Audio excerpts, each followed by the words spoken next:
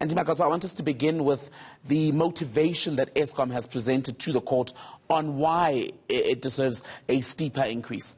It basically said that Nersa did not apply its own methodology in considering the application that Eskom had made. They basically wanted almost 20% increases, and Nersa gave them around 5.3%, saying that that should be sufficient to cover their operational costs. So they're basically saying, look, the increase that you gave us, the tariffs that you gave us, were wholly insufficient. We now have a shortfall of 26 billion that we somehow need to fill. So basically, part of the argument, Tembegile, is that Parliament had decided that the financing of electricity should come only from tariffs. So there is no other, or there shouldn't be. Okay, because we know Treasury has stepped in to help them out. But there shouldn't be any other source of money that they get outside of the tariffs. So they're basically saying that we need enough money to be able to do what we need to do. On the other hand, Nersa is saying, wait a minute, taxpayers, consumer electricity users are not able to meet some of these tariffs. And their argument is based on a World Bank study which suggests that the tariffs in South Africa are low. So that is the whole basis of Advocate Chaskalson's argument with regards to that. Let's have a listen to some of what he had to say. Adopted a different approach altogether. It used industry composite indices, and it applied them across the board.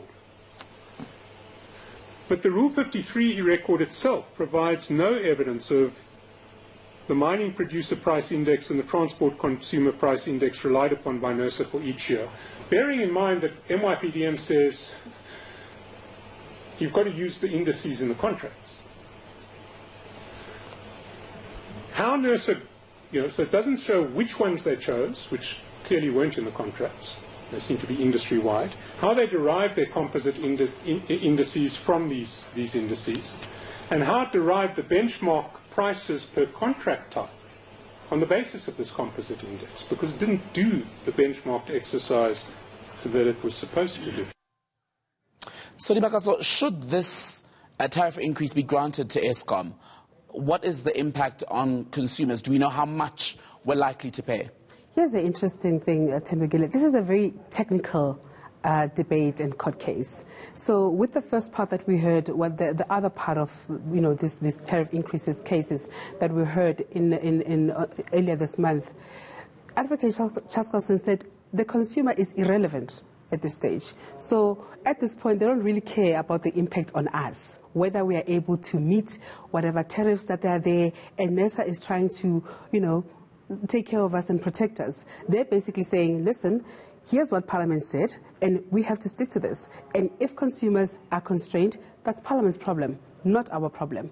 That's the difficulty and the complexity of this case, that it's very technical and not taking into consideration the impact on us as South African and households that are very much under pressure, as you know. And that takes us back to the mountain that Eskom will have to climb if it's going to convince the court that Nersa is partly liable for this 26 billion rand shortfall and perhaps just a fraction of the load shedding crisis. It's not going to be easy.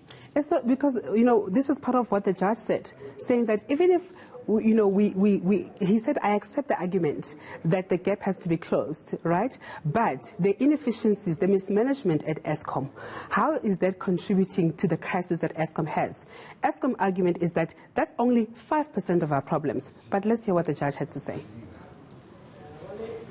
Matter of principle, you would need to close the gap. But you would never succeed, for example, if that gap is increasing as a result of what Section 15.1 doesn't contemplate, an inefficient, and I'm not saying that Eskom is an inefficient licensee, but if there's inefficiencies and mismanagement, then it's likely to drive the gap even wider. And how does the pricing then factor that into? ENCA business reporter Dimakazo with that update on the legal arguments between Eskom and Nersa. Thank you.